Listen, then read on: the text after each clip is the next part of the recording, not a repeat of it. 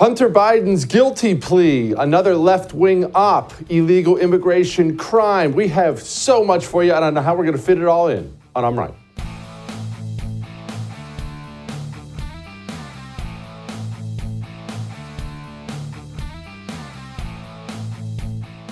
Hunter Biden's guilty. I mean, we knew that. But the news of the day today is Hunter Biden is pleading guilty. Now, I'm not going to get into all the stupid legal terms, but here's what you need to understand about the guilty plea. He's saying the charges are overwhelming and I'm going to be convicted, but I'm not admitting guilt. But all that's really water under the bridge. He is going to get a sentence. He is going to get a sentence. They're going to decide exactly how long his prison term is going to be.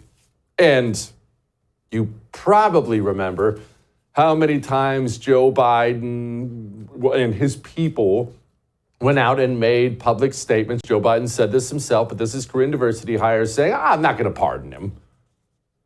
You've said from the podium that President Biden would not pardon his son. If Vice President Harris is elected, would he tell her also to not pardon? I mean, that's a hypothetical that look, the president, I can speak for the president, and he said he would not pardon his son. And I'm just going to leave it there. Okay. Let's get past all the kid game stuff here. Joe Biden's going to pardon Hunter Biden.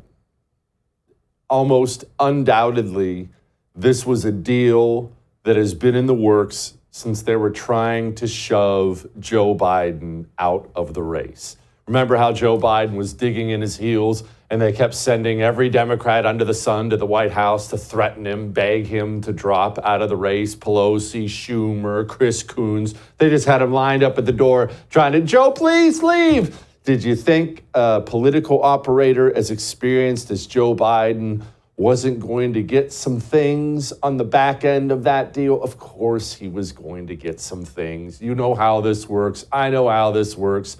All this stuff, we all woke up today, we saw the news, whoa, Hunter Biden. But they've already known all these things. All this was part of the plan. So how's this work from here? Most likely, this is just a prediction.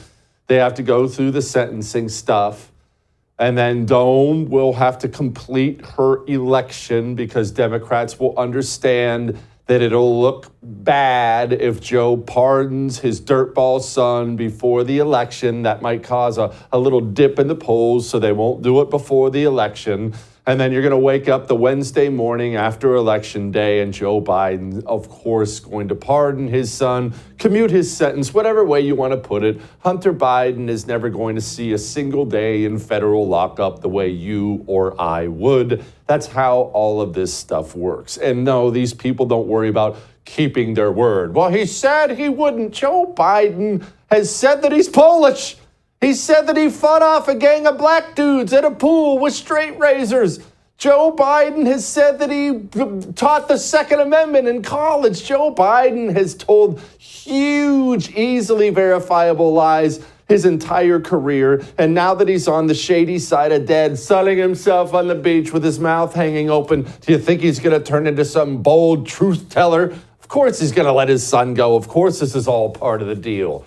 And remember, this is the exact same dirty DOJ who tried to get Hunter Biden off on charges scot-free. They had already put together the deal, not only to get him out of the charges, but to give him pretty much immunity from any other future crimes that they knew were coming. And the only reason that deal didn't go through is there was a judge in Delaware who was looking at it and saying, wait a minute, what? This is crazy. And the judge put a stop to it. They already tried to let him off scot-free. Laws are for the littles. Laws are for me, for you. These people don't have laws. So let's talk about that DOJ, shall we? Because there is something that frustrates me to no end. I've seen it happen so many times. And every time it happens, it's you know, have you ever seen one of those cartoons or movies where the guy's just bashing himself in the head out of frustration? You ever seen that scene before? This is what happens to me every time I see this. The left will never, ever, ever, ever, under any circumstances, participate in a right-wing op. What's an op? Well, Tim Walz, it's a good example. Remember when he got in the race and it turned out he's a stolen valor, cowardly dirtball? Let me ask you a question, a real honest question. Did you see a single Democrat, elected Democrat, or left-wing dirty commie pundit on any channel, radio, anywhere, did you see a single left-winger pile on Tim Walz? One. Did you see one? All I'm asking for is one. Did you see a single one? Of course you didn't. No, you didn't. Well, yesterday, the big news of the day, it happened last night, was the DOJ/FBI brought down charges alleging, of course, Russian collusion, Russian payoff, and there's a bunch of right-wing pundits who are being wrapped up in the whole thing, not necessarily accused of things. Some of them are, some of them aren't. Here was Christopher Wray and Merrick Garland yesterday.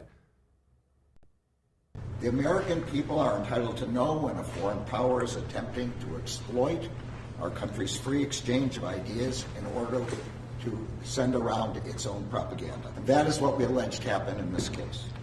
Whether it's China, Iran, Russia, or any other country, attempts to meddle in our elections or destabilize our free and open society represent attacks on our democracy. And as long as foreign adversaries keep engaging in these hostile influence campaigns, they're going to keep running into the FBI. Yeah, just some brave truth tellers there. And so it's not Christopher Wray and Merrick Garland doing what they do that has me frustrated. For the last 24 hours, I have seen, I don't want to say half, maybe that's unfair, a significant portion of right-wing pundits, TV, radio people, online people, for a laundry list of reasons, jump in and say, yep, I always knew these people were dirty, figures, that's a dirtball, works for Russia, I knew it. Are you stupid? Or are you just jealous? Are you corrupt? I really want to know. This is so obviously a left-wing op. This is an op. This is an operation done by the very, very corrupt people at the DOJ and FBI. This is an operation that happens to drop right about the time early voting begins for the presidency. And right about the time the left is going to ramp up its Russian collusion narrative against the right, the DOJ, FBI happens to bring down a major public indictment on pundits on the right. And if you're on the right and you participate in this, you are a boot-licking, backstabbing loser, or you are a moron. Can you not see what is happening in front of your eyes? And look, I want to be clear. I have no idea about the validity of these charges, none. But after what you have seen and what I have seen over the past few years, the default position for any patriotic American citizen is DOJ's lying, FBI's lying. These people, remember this? Remember Merrick Garland? He said this yesterday in the same press conference. Tomorrow is the first hearing in the January 6th case against the former president since the superseding indictment against him. He's called these new charges election interference and a violation of the Justice Department policy against doing something too close to the election. How do you respond to that, and how confident are you that your team has followed instructions from the Supreme Court following that decision this summer? I stand by the actions of the special counsel. The superseding indictment is an effort to respond to the direct instructions of the Supreme Court as to how to effectuate a new indictment in an ongoing case. The special counsel is required by the regulations to follow the policies of the Justice Department, including the election sensitivities policies, and I'm quite confident that he did so. In the same press conference, Merrick Garland defends illegal Jack Smith in his illegal prosecution of their political opponent 2 months before Election Day. And yet, half the pundits on our side are so full of jealousy. Maybe it's a jealousy thing. I wish I had that person's audience. I wish I had that person's paycheck. I don't know what it is, but watching the right gleefully participate in left-wing op after left-wing op, it's enough to make me bang my head off the desk. I can't believe it. Is it just, I have this theory. Do you think that people who get to do what we do for a living, TV, radio, whatever it is, do you think a lot of the people don't really believe? That's my suspicion. I think a lot of these people don't really believe in freedom. They don't really believe the government's evil. They don't really believe the institutions have been taken over. They know that that's what you believe, and what I believe, so that's what they say to us, but they don't really believe it. And so the second the DOJ comes down with charges, whether they're valid or not, they're just going to side with the DOJ as long as it's against somebody they happen to not like. That's what I suspect. I suspect we have a lot of pretenders on our side. It's something to watch, man. I mean, Christopher Wray, the head of the FBI, it's not as if he's hiding it. He's still on camera bragging about rounding up his political opponents. Let me ask you about January 6th. Are you still pursuing January 6 cases? We have any number of January 6 cases underway. Former President Trump has referred to those who have been in prison or are facing trial as hostages. Do you see those individuals who took part in the January 6 riots as hostages? I see the defendants in the January 6 cases as criminal defendants who are being charged with federal crimes and are in front of independent courts as part of our legal system. But hey, now that they came down with some charges against somebody you don't like, maybe you want his little radio gig? Of course, the DOJ is some truth tellers. We have got some backstabbing, bootlicking losers on our side, I'm telling you what. Remember when Merrick Garland tried to explain why he couldn't seem to track down those people who were firebombing pro-life centers?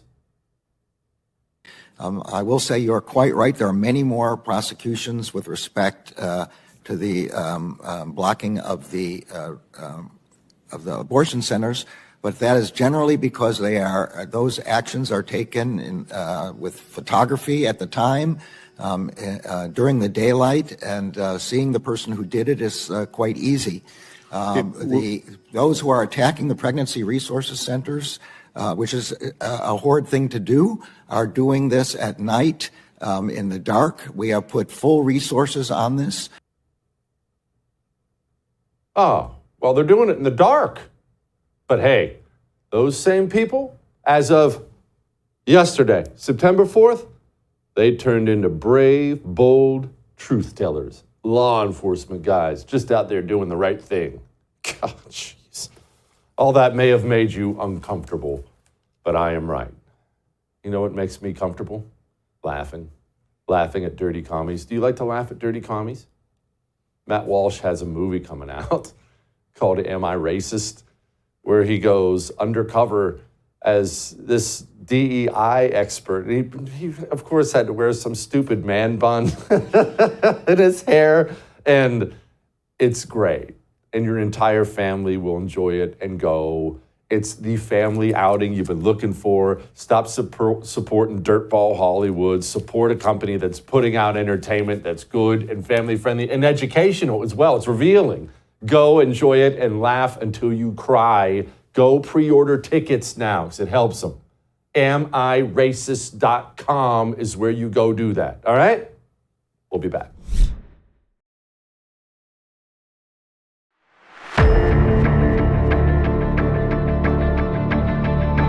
There's no evidence that Hunter Biden has done anything wrong. There is no evidence of any wrongdoing between by Joe Biden, or by Hunter Biden. There's no evidence that Joe Biden actually did anything wrong or did anything to sway things in Hunter Biden's favor. He's denied that his son ever lobbied him for anything. There is nothing wrong that Vice President Biden did. President Trump has falsely accused your son of doing something wrong while serving on a company board in Ukraine. I want to point out there's no evidence of wrongdoing by either one of you. There is no evidence that anybody did anything illegal regarding the Bidens and Ukraine, and Joe Biden was carrying out U.S. policy. Man, no evidence. I don't know how they got that guilty plea. Joining me now, Vince Coglianese. He is the host of the Vince Coglianese Show. Vince, where did all this evidence come from? I was told repeatedly there was no evidence. I think a lot of it came from Hunter Biden's laptop, which has been in the possession of the United States federal government for now. We're approaching a decade now, I think, of the evidence that they've had. Yeah, they've had this evidence all along. Everything from 10% for the big guy, treating his dad as the chairman, dad jumping on phone calls with all of his business partners, greasing the tracks for millions of dollars from places like Ukraine and China and the wife of the Moscow mayor. There's an endless trail of evidence that leads back to Joe Biden and using his jobs in the federal government in corrupt ways to enrich his family. But what we lack is curiosity. The mainstream press has no interest whatsoever in the story, continues not to be up to this very day. And that includes while Joe Biden is not even in the running anymore for the next president of the United States.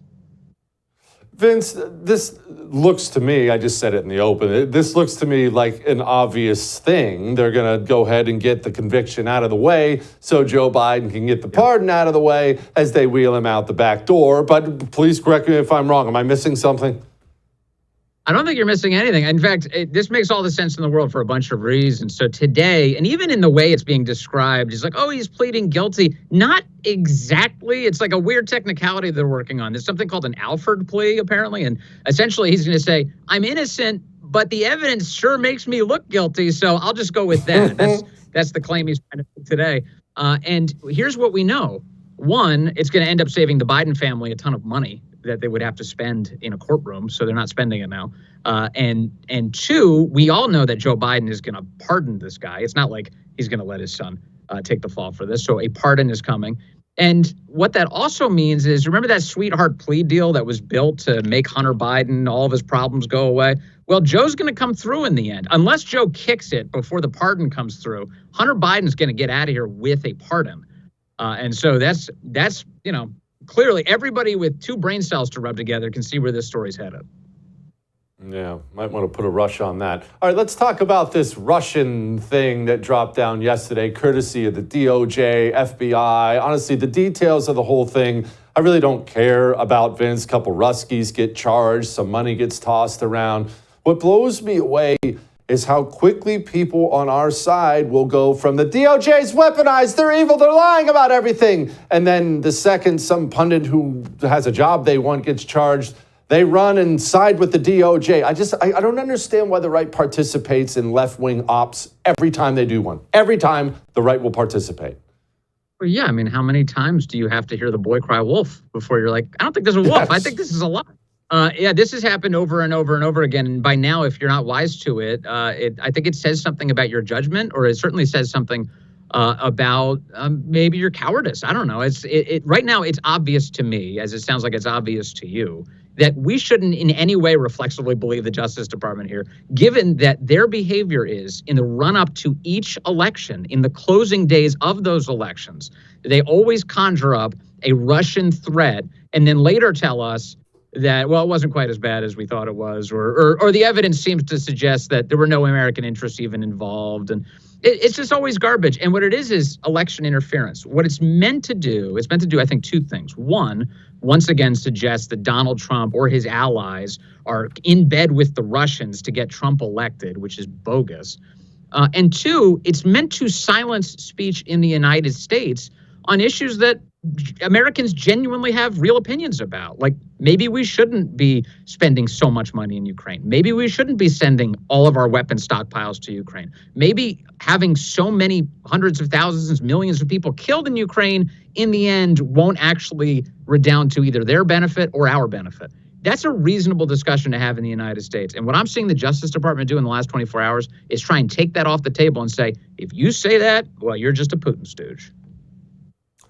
Vince, the debate next week, September 10th, I just have a hard time seeing how this goes poorly for Trump. Dome can't speak about anything. She just doesn't know anything about anything. And now she won't have Trump interrupting her, which she was obviously banking on. So how does this go wrong for Trump? What am I not seeing?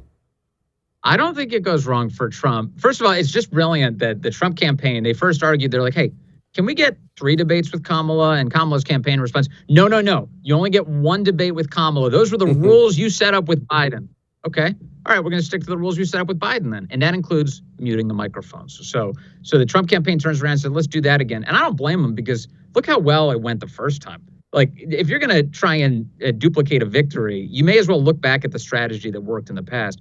And here's Kamala's problem. Biden's brain doesn't function, which is why he ran into the problems he did with trying to complete sentences before that microphone got muted. Kamala's brain doesn't function, not because of age, but she's just dumb, and she's not good at communicating. And as a result, there's a high probability that she's going to be halfway through some sort of poetic development in her head, and it's not going to make it past the finish line.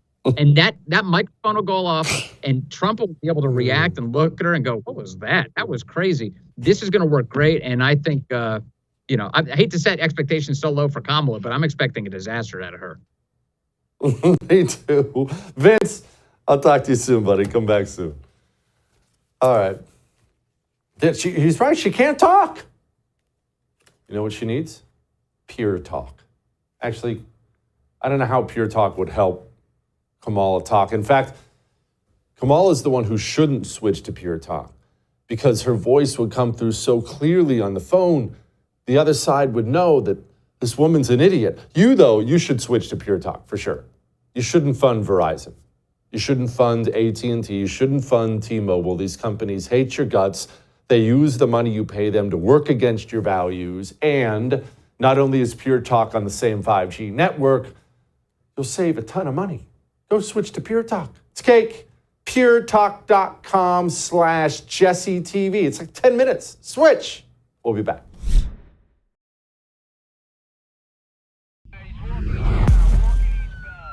We have to reimagine safety and public safety in America. You know, the status quo has been to determine and create policy around the idea that more police equals more safety. And that's just wrong. We need to demilitarize police departments. So there's a lot in this conversation, but at its core, one of the issues that I think we should all agree on is that it is old thinking, it is outdated, and it is actually wrong and backward to think that more police officers will create more safety.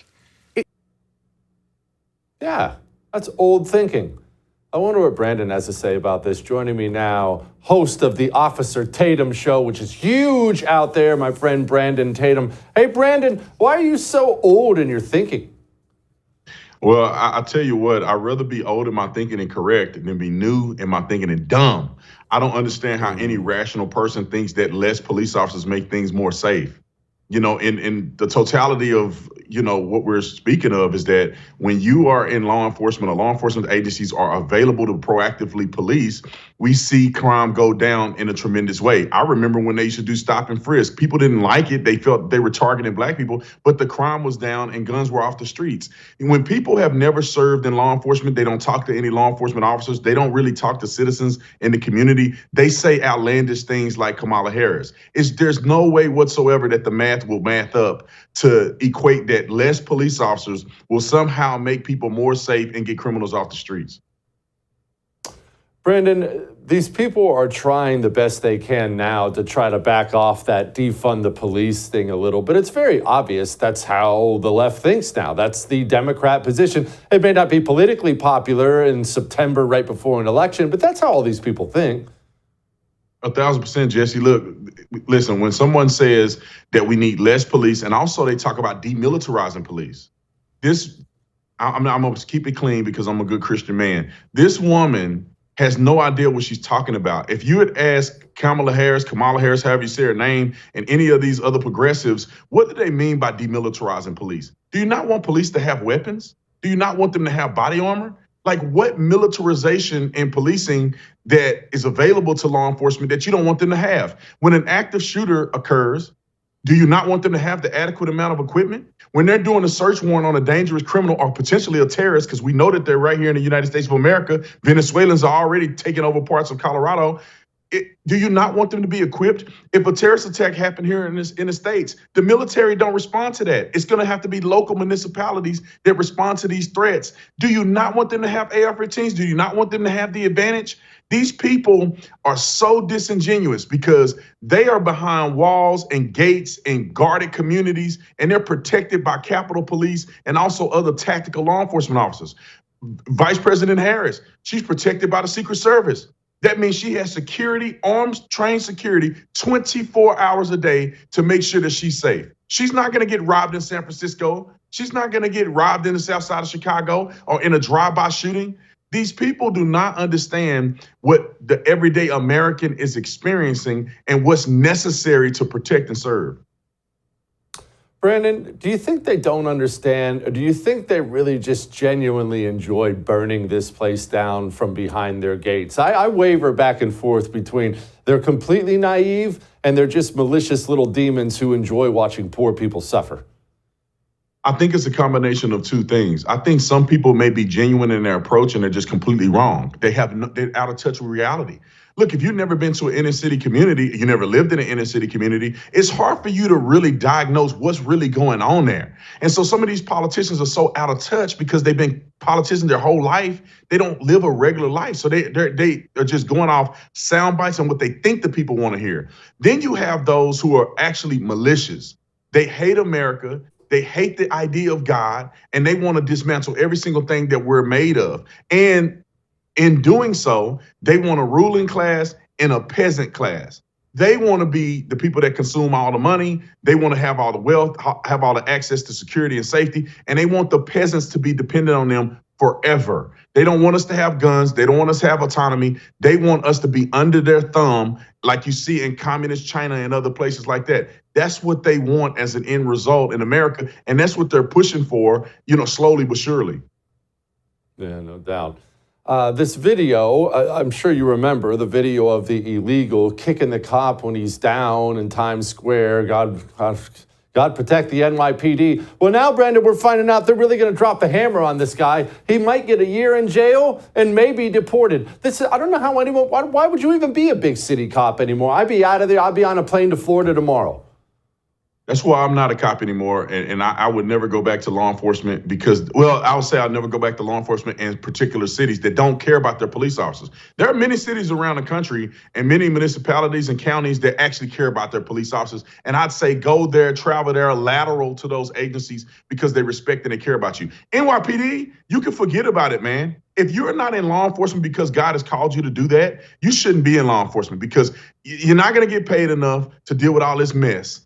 Listen, if you come over here and you are an illegal alien, that should be an aggravated charge on top of the things that you do here. Just say that you're a prohibited possessor, meaning you're a convicted felon. If you get caught with a gun in your possession, that's an aggravated charge. If you are a sex offender and you do a crime related to sex offense, you're going to get an aggravated charge because you're already a registered sex offender. Why can't we have aggravated charges for illegal aliens being in this country? If you come to America and you're here illegally, you shouldn't be here. You already broke federal law. You come and kick a cop in the head, that you should get maximum penalty. I would argue that you should spend a lot of time in prison, or they should deport you immediately. But, and I will say this, the deportation is not as effective as imprisoning these people simply because they can just come back over here and reoffend. Which they all do. All right, you covered this on your YouTube channel, but a lot of people haven't seen this yet. Take a look at this. He said that he's already illegal. He already said that he went to... Okay, hold on. Let's back up a little bit. First off, we're a sanctuary city. Even if he is legal here, we cannot call ICE and report him. But you still have to report that, right? No, we don't. Because it's a sanctuary city. We do not report illegal, undocumented... So you're going to let a person who went to prison, he committed a crime in America, who's illegal right now, you're going to let him go free right now to this elevator? That's exactly what I'm saying. Because we're a sanctuary city. I've arrested a double homicide suspect in this city before and let him walk out the door because we're a sanctuary city. We're not going to call ICE to come pick him up and deport him. Brandon, what did he say? I think that the department needs to investigate him as an officer immediately. If you can't, there's a lot of things going on here. First and foremost, this is an example of a rookie cop who's the one that's not speaking, and then a lazy cop who's the one that is speaking. I watched this entire video, and one thing that struck me in this video is that this particular officer was so encouraged or adamant about this sanctuary status type stuff that he didn't even do an investigation. If someone is illegally in this country, even if you're a sanctuary city, a sanctuary state, you still have to investigate a crime. Now, the crime that's alleged here is a federal crime across international lines. So a municipal cop can arrest, but they have to do an investigation to pass it over to the FBI. The cop didn't even run his name. Just because he's illegal in this country, he didn't even run his name. Listen, this cop didn't even know if the gentleman that's reporting this is even telling the truth about his illegal status. That guy could have been a citizen and just, promoting that he's illegal so people think that he can't be caught up. This guy may have a record. He may be wanted for murder. The cop didn't even run his name in the system according to what I saw in the video. This is a complete failure in law enforcement, a failure in policy. If a man is illegal in this country, we should be able to detain this person, do an investigation as to his status, because he may be wanted internationally for murder and all kind of other things. You can't just let these people go. In Arizona, we had SB 1070 and people were out crying in the streets and protesting. We had the ability to slightly profile, which means that we get in a traffic stop or something and we talk to a person and they can't speak English. They don't have citizenship. They cannot produce an ID. They tell us they're from Mexico or somewhere else, not the United States of America. We have a right to run their name through Border Patrol. And there's been plenty of times, Jesse, that I've run someone's name and come to find out they're wanted. They need to be taken into custody. They are wanted for all kind of crimes all over the world.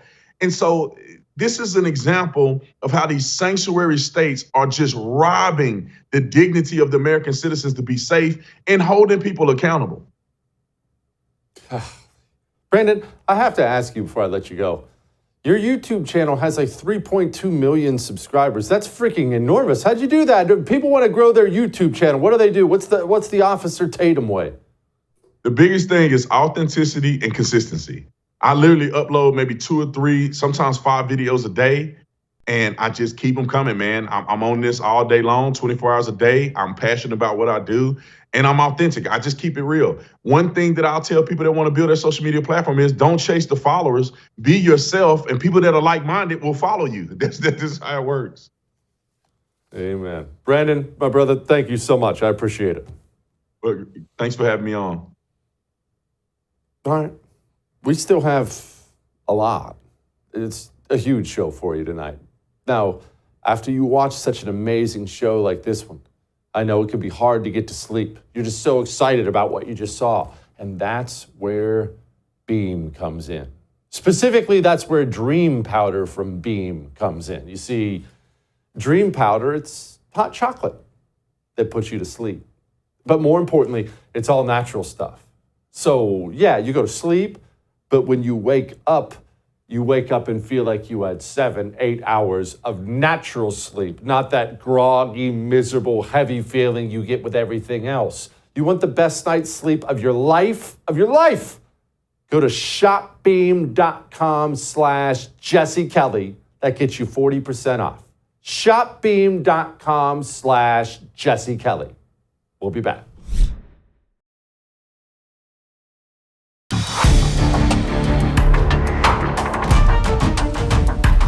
One thing that drives me insane is Republicans being weak when it matters most. You can always count on Republicans to step up to the plate and do the right thing at the precise moment it's too late to do any good. Do you remember when St. George Floyd died? Every Republican out there now in the year of our Lord 2024 talks tough on crime. But do you remember right afterwards when the system was running another op against you? Remember Republicans like Lindsey Graham grabbing their ankles for all of it? You had 8 years under President Obama, the Justice and Policing Act, none of it was taken up virtually. So let's knock that off. Their shopping list, for lack of a better term, of what to do compared to Tim's, there's a lot of overlap, but there's some real differences. And how do you hammer out those real differences? You talk to each other. I am more hopeful than I was before the hearing that there's going to be a genuine effort to bring reform to a problem that's been going on well before President Obama. And if we don't do something about it, it's going to go on well past President Trump. Thank you for your leadership, Tim. When it mattered most, Republicans couldn't pour gas on that fire fast enough. Joining me now, a better Lindsey Graham. She doesn't lay down for these people. Lindsey Graham, she's an author of the book Targeted, One Mom's Fight for Life, Liberty, and Pursuit of Happiness. Lindsey, I first of all, I'm sorry. It must be so freaking frustrating to share a name with that goober. You know what? It is a little bit, but last night I got the honor of meeting Tucker Carlson, and when I told him my name was Lindsey Graham, he remembered it the rest of the night. So there's pros and there's cons. I played that clip because that actually ties back to your story, all that George Floyd madness. Tell me your story. What's going on? Listen, gosh, it was 4 years ago. I opened up my salon in Oregon against lockdowns. A lot of people remember the government tried to shut me down, throw me in jail, fine me. They did ultimately fine me. But what really annoyed we the people was that the government threatened to take my 3 children when I opened up against lockdowns. And at the time, I had a 6-week-old, 2-year-old, and a 5-year-old. And that is me opening up my doors against COVID lockdowns in 2020, letting my first customer in 6 weeks. And, you know, that decision alone, it created this idea that I was this conservative activist, this icon, right? And I was not political before 2020 at all. And so when I opened, I opened to that, and I'm smiling and I'm happy, and I'm thinking to myself, everyone in America is going to understand that I have to work, that I'm not getting a paycheck. I don't want a paycheck from the government. I want to work for my paycheck. And when that happens, I got the full force of the leftist woke mob attacking me on a minute-by-minute basis. And I opened my phone and I opened my emails and I went, holy smokes, what in the world? I did not realize this would be political. And that was my great awakening. I went, these people want to kill me. They want my children to die of COVID on the left. And on the right, they're calling me a hero, which I didn't really expect either. I just think that this is my right to work. And the George Floyd riots started. And because I had become this conservative icon accidentally, Antifa had posted online, when you start burning down businesses, start with Glamour Salon and kick Lindsey Graham's butt. They used a more foul word. And I went, hold on a second. I want to do hair for a living. And then some guy died in another state that I don't even know of, a criminal, and you're going to burn down my salon after I just fought the government? And so I did a call to arms, and 400 people showed up outside my salon in Oregon. Patriots, biker gangs, veterans, 3%ers. And of course, I became, quote, a white supremacist and a white nationalist because I didn't want my business burned down. And so that is ultimately how I got canceled in Oregon completely. Lost all my businesses, moved to Arizona. But yeah, that's kind of the elevator pitch, if you will. That's how George Floyd, ruined my life. Tell me about moving to Arizona, because this is something I encourage people to do regularly on this show, my radio show. If you're in a blue state as beautiful as Oregon is, gosh, I love Oregon. You can't exist behind enemy lines anymore, or you don't have any protection at any layer, any level. Right. Yeah. So when I moved to Arizona, it was the greatest blessing of my life. I mean, I wish that I would have been strong enough to endure what was going on in Oregon. But like I said, I wasn't political. So this cancel culture, which is very violent, by the way, very violent. It had me hiding in my home with my shades drawn. Like, I didn't know if they were going to come to my house and attack my children. When I moved to Arizona, it seemed like I was fleeing, but really it was like, you know what? My kids are safe. I'm safe. I feel like I can speak out now without worrying that, a brick is going to get thrown through my salon window or that someone's going to come to my house at night. I felt safe. And so it actually emboldened me to speak up more. And so for anyone that's in a blue state and you can stay and you can fight, please do. But if you feel like you can't because your life is going to be threatened or your business or, it's uncomfortable and it's unsafe, run for your life. Find a good place for you to plant your family safely and then go full bore, because the leftists, they need it. They need us to fight back They are little minions behind a keyboard. And when I got to Arizona and realized you guys aren't coming for me, I got louder and bolder, and I totally fell into being able to speak truth unapologetically and without fear. Yes, you do. In fact, we have a little video of you. You see, Lindsey didn't move to Arizona and sit on her hands. Lindsey did what I've talked to you about. She moved to Arizona and she got freaking involved. Here's Lindsey dressed as a cat. Hello, my name is Lindsey Graham, and I am a cat. Meow, meow. I'm not a woman dressed as a cat. I am a cat. By show of hands, I'm curious, how many of you believe and confess that I'm a cat? Great. By show of hands, I'm curious, how many of you believe that your child or a child from this school would believe that I'm actually a cat? No one. You are right. Why? Because you are not stupid, and these children are not stupid. Children come to school to learn facts and truths about reality, including unchanging biological truths about science and nature, not to learn that they can change biological realities and become anything they want in the name of diversity. Lindsey, how's it been being an activist, going from being a mom, salon owner, to now you are knee-deep involved in politics there? Has it been rewarding or has it been awful? Oh my gosh, it's been so rewarding. I can't say enough about, and this is my entire testimony now, I can't say enough about the difference between working for a living and just trying to make money and going about my day ignorantly, intentionally ignorantly about politics, minding my own business. You know, I might have made a lot of money. I might have been a boss babe in Oregon. And, you know, that certainly affected me when I lost all of it. And I kind of went through an identity crisis in Arizona.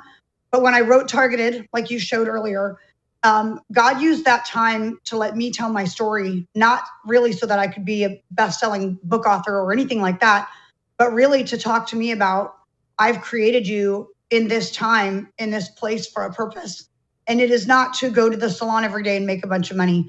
It's to use the voice that I gave you, the testimony that I gave you, the story that I gave you to glorify me and to make a difference in this world. I was not making a difference in Oregon. I'm not saying all hairstylists aren't making a difference.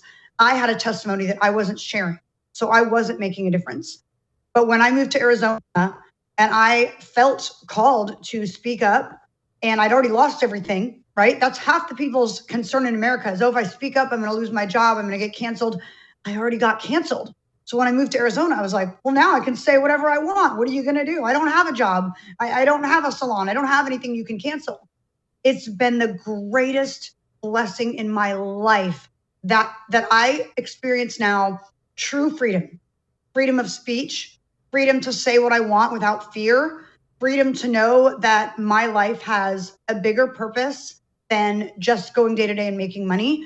And when I truly woke up to the problems, more like spiritually and societally, I don't know if that's a word, in America, it was like I couldn't possibly go back to just working and ignoring these things, especially with 3 kids. That cat video, my kids don't go to that school. They don't go to public school. That dude dressing as a woman has no effect on my family. But I felt like I have a voice. I got balls to go dress up as a cat and go there, not literally because I'm a conservative. I don't actually have balls.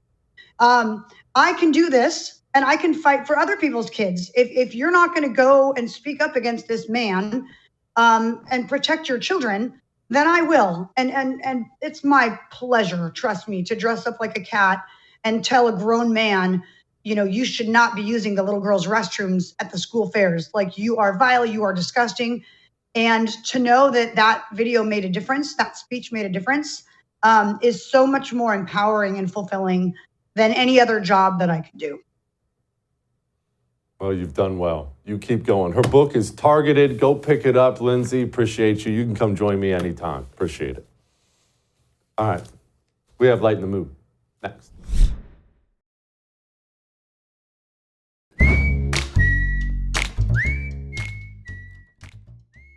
All right, it's time to lighten the mood. So I want to do 2 things really quickly. First, we have a special coming out actually on Barack Obama. Doesn't sound very timely, does it? It's very timely because he's the engineer behind so much of this. If you want to watch it 2 hours earlier than everyone else, you have to go subscribe to my YouTube channel. youtube.com/JesseKellyDC. Go sign up, enjoy that early. Also, it's National Cheese Pizza Day. Now, I don't eat cheese pizza because I'm a freaking American, but I do love pizza. And I just want to say that I was just in Florida and they had a pizza delivery boat delivering pizzas out on the water. I love this country. I'll see you tomorrow. I would thank you for coming to my YouTube channel, but I know how brilliant it is, and I know you love it here. So subscribe and watch. We're going to start really ramping things up and putting some funny stuff, some interesting stuff out there, some collaborations. Either way, my YouTube channel is officially the place to be. So stick around.